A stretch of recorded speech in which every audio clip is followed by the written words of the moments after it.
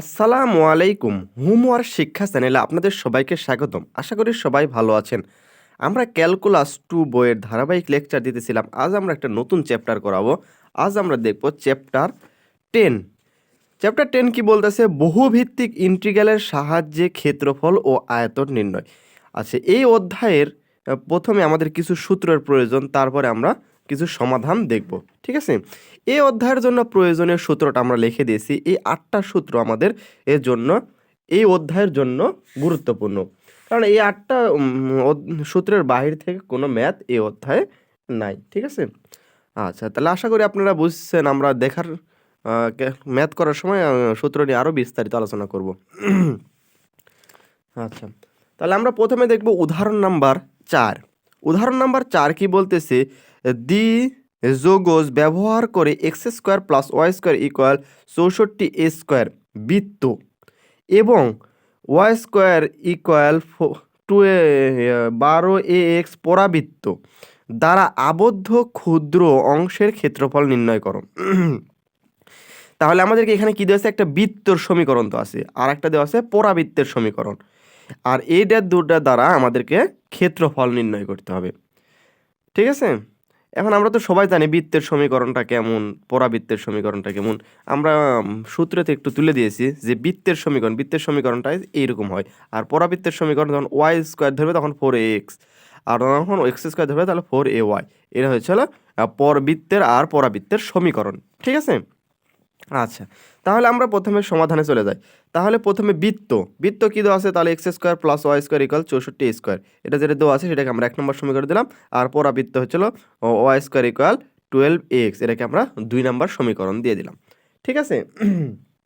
এখন দেওয়ার পরে এই যে 1 নাম্বার হতে পায়, 1 নাম্বার হতে কি পাই?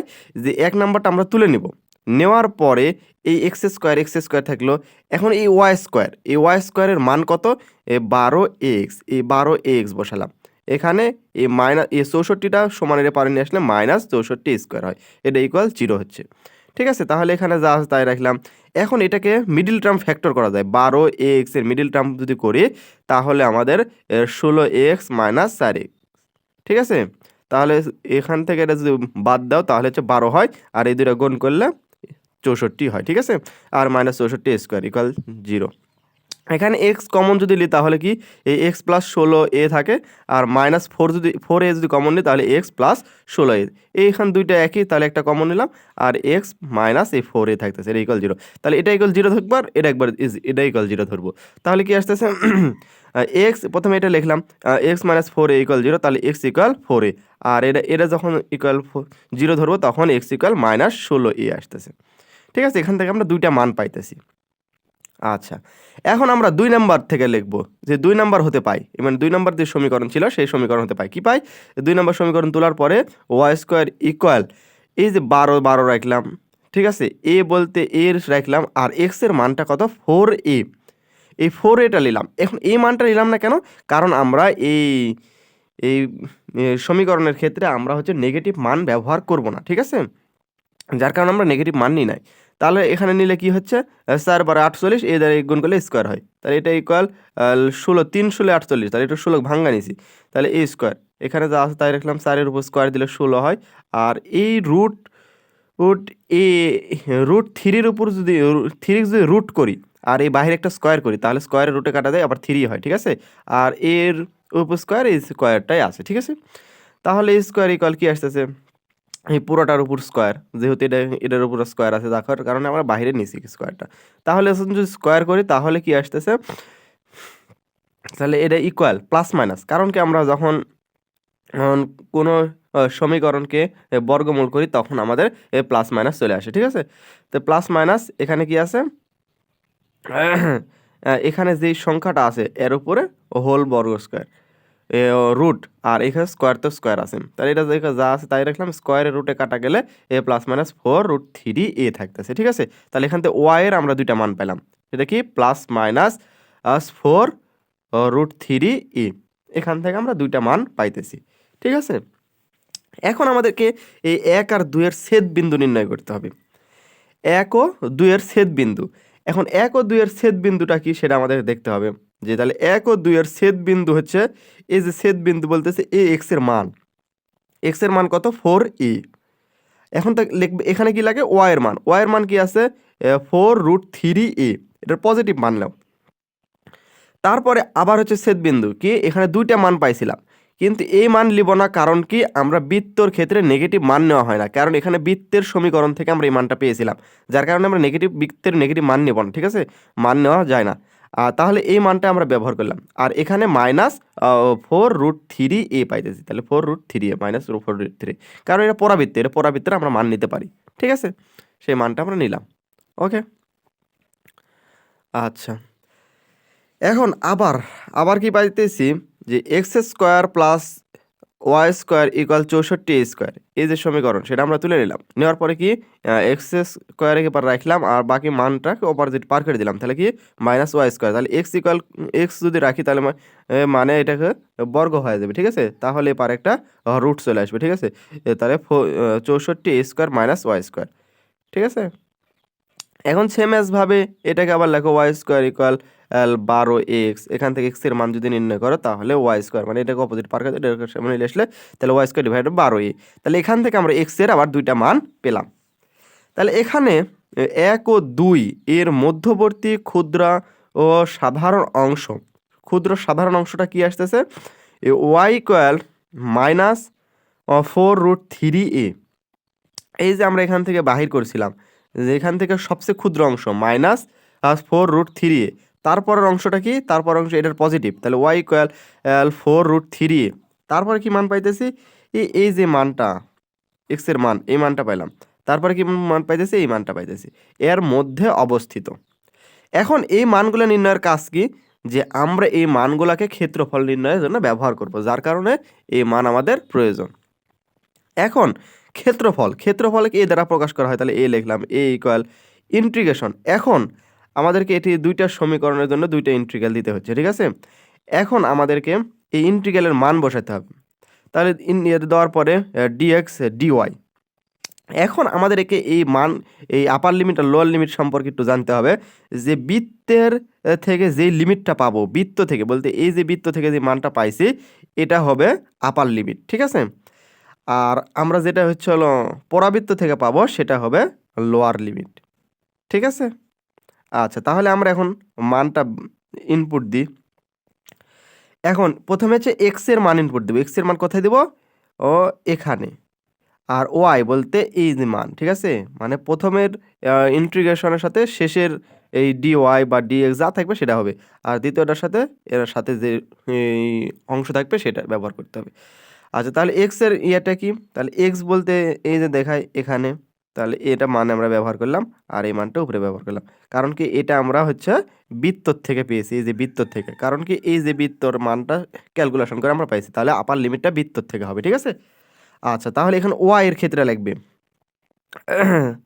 ঠিক আছে, y এর ক্ষেত্রে আমরা মান কিগুলো পাইছিলাম, এই যে মানটা পাইছিলাম এটা আর এটা, এই যে y এর ক্ষেত্রে, ঠিক আছে, এখান থেকে পেয়েছিলাম, তাহলে এখান থেকে কি পাবো, যে প্রথমে চলো নিচের মান ব্যবহার করব, বলতে হচ্ছে আমরা যেই লোয়ার লিমিটটা পেয়েছিলাম বা এক কথায় হচ্ছে পরাবৃত্তটা পেয়েছিলাম, এটা হচ্ছে পরাবৃত্ত, ঠিক আছে, এই পরাবৃত্তর মানটা আমরা এখানে লিখলাম, আর উপরে পরাবৃত্তের পজিটিভ মানটা, এক কথায় এই আমরা বড় মানটা উপরে লিখলাম, ঠিক আছে, এটাই আমাদের এই যে অংশটার কাজ।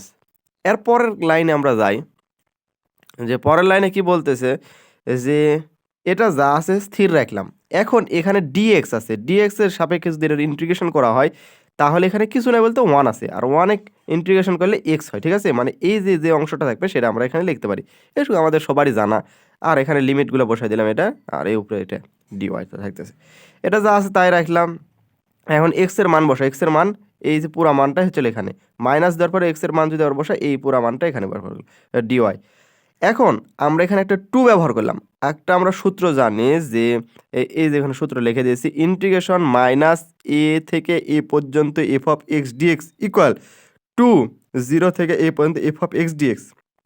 তাহলে এখানে নিচে মাইনাস আর উপরে পজিটিভ a, মানে একই সংখ্যা হলে কিন্তু নিচে এটা নেগেটিভ হলে তখন আমরা একটা 2 নিতে পারি, তখন এটা নিচে 0 হয়ে যায়, তাহলে সেই 2 নিলাম আর নিচে 0 হয়ে গেল, আর উপরে a বলতে এই উপরে যে মানটা ছিল সেটা, আর এখানে যা আছে তাই আমরা ব্যবহার করলাম, ঠিক আছে। আশা করি এই পেজ বুঝতে পারছেন, তাহলে আমরা অপোজিট পেজে যাই।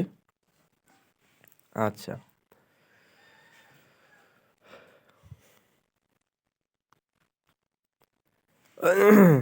আচ্ছা, তাহলে আমরা এটা যা আছে সামনে যেটা আছে সেটা তুলে নিলাম।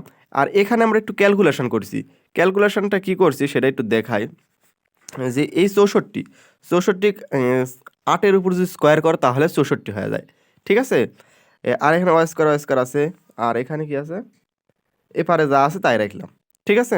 এই সেই মানটাই আমরা এখানে লিখে দিয়েছি। ঠিক আছে? সেই মানটা আমরা এখানে লিখে দিয়েছি। এখন পরবর্তী লাইন এটা যা আছে তাই রাখলাম। এখন এটার সাহায্যে এটার ইন্টিগ্রেশন করব। তাহলে এখানে ইন্টিগ্রেশন কিটা আসতেছে? এখন আমরা এখান থেকে একটা সূত্র জানি।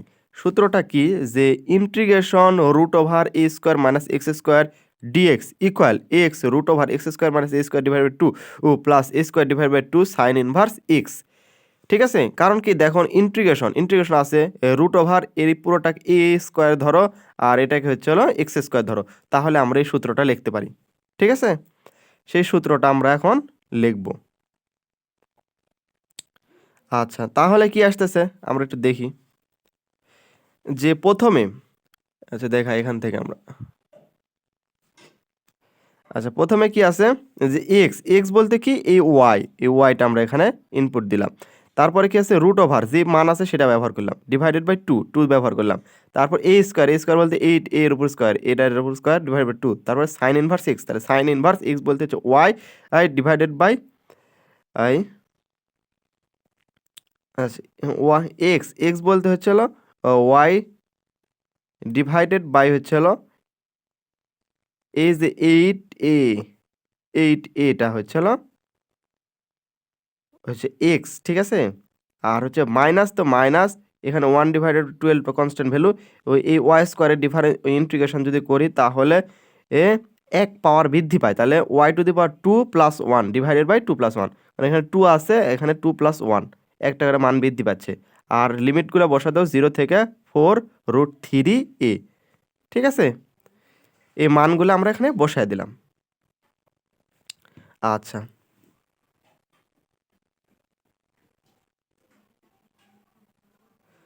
এখন মানগুলা বসা দেওয়ার পরে আমাদের কাজ করতে হবে যে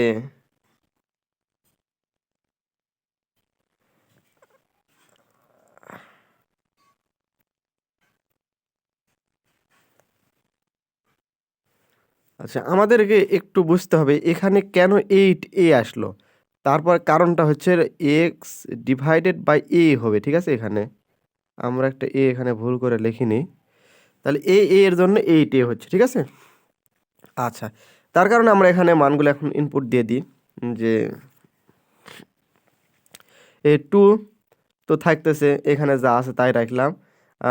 এখানে প্লাস দেওয়ার পরে 64 স্কোয়ার ডিভাইড বাই 2, এখানে সাইন ইনভার্স ওয়াই, তো ওয়াই থাকতেছে 8 থাকতেছে, মাইনাস এখানে কি আসতেছে 2 আর ওকে 3, তাহলে ওয়াই কিউব ডিভাইডেড বাই এখানে 3 36 36 হচ্ছে। আর লিমিট তো 0 থেকে 4 √3a আসতেছে। ঠিক আছে? এখন আমরা এখানে কি করব? মান এই যে আমাদের লিমিটে দেওয়া আছে লিমিটের মান বসাবো। তাহলে 2 তো 2, ওয়াই এর মান কত? 4√3a, এই ওয়াই এর দেওয়া 4√3a, এখানে ভিতরে যা আছে তাই রাখলাম। আর এই ওয়াই এর মান বসালাম 4√3a, আর এই স্কোয়ারটা আছে স্কোয়ারটা আমরা এখানে দিয়ে দিলাম, প্লাস এখানে যা আছে তাই রাখলাম। সাইন ইনভার্স ওয়াই এর মান কি? এ 4√3a, এই 4√3a divided by 8a, minus এখানে ওয়াই এর মান বসাও 4√3a, এই কিউব দিলাম ডিভাইডেড বাই 36a থাকতেছে। ঠিক আছে? আচ্ছা, আশা করি বুঝতে পারতেছেন। আচ্ছা, এখন পরবর্তী লাইনে যাই। এখন এই তো 2 থাকতেছে, এখানে আমরা একটু ক্যালকুলেশন করব। এখানে যা আছে তাই রাখলাম। এর ভিতরে একটু ক্যালকুলেশন করি। ঠিক আছে? এই 64 স্কোয়ার রাখলাম। এখানে এই পুরাটার উপর স্কোয়ার বলতে কি এই 4-এর উপর স্কোয়ার বলতে 16, আর এই স্কোয়ারের রুটে কাটাতে তাহলে √3-র জায়গা হচ্ছে খালি 3 হচ্ছে, আর এই স্কোয়ার ব্যবহার হচ্ছে। প্লাস দেওয়ার পরে 64 স্কোয়ার ডিভাইড বাই 2, এখানে সাইন ইনভার্স এই 4-দের নিচে কাটাকাটি করলে 2 হয়, আর কাটা যায়, তাহলে √3 ডিভাইডেড বাই 2 হচ্ছে। এখানে মাইনাস থাকতেছে, এখানে কি আসছে কিউব করো, তাহলে 4-এর উপর কিউব করলে 64 হয়, ঠিক আছে। আর এই √3 যদি আমরা কিউব করি তাহলে কি হয় দেখায় একটু। √3 কিউব যদি করি তাহলে √3 ইন্টু √3 ইন্টু √3 হয়, ঠিক আছে। তাহলে √3 কি লেখা যায়, √3 স্কোয়ার ইন্টু √3 থাকতেছে, ঠিক আছে। তাহলে স্কোয়ারে রুটে কাটা গেলে কি থাকে, 3 আসতেছে। তাহলে আমরা যদি √3 যদি কিউব করি তাহলে 3√3 পাই। সেই 3√3 লিখলাম।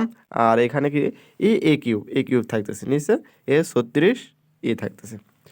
আচ্ছা, এখন এই 2 দ্বারা আমাদেরকে গুণ দিতে হবে সবার সাথে। তাহলে এই 2 দ্বারা এটা গুণ দিলে কি হয়, এই 2 আর এই 2 কিন্তু কাটা যাচ্ছে, তখন এই উপরে যে অংশ আছে সেটা আমরা এখানে লিখলাম, এই যে এখানে লিখলাম। আর এখানে আমরা একটু কাজ করছি যে এর ভিতরে যে অংশটা আছে সেটাকে আমরা একটু ক্যালকুলেশন করে লিখছি এর ভিতরে, ঠিক আছে। কত হচ্ছে, 3 16 48 হচ্ছে, ঠিক আছে। 48 থেকে 64 বাদ দিলে 16a², সেটা আমরা এখানে লিখে দিলাম।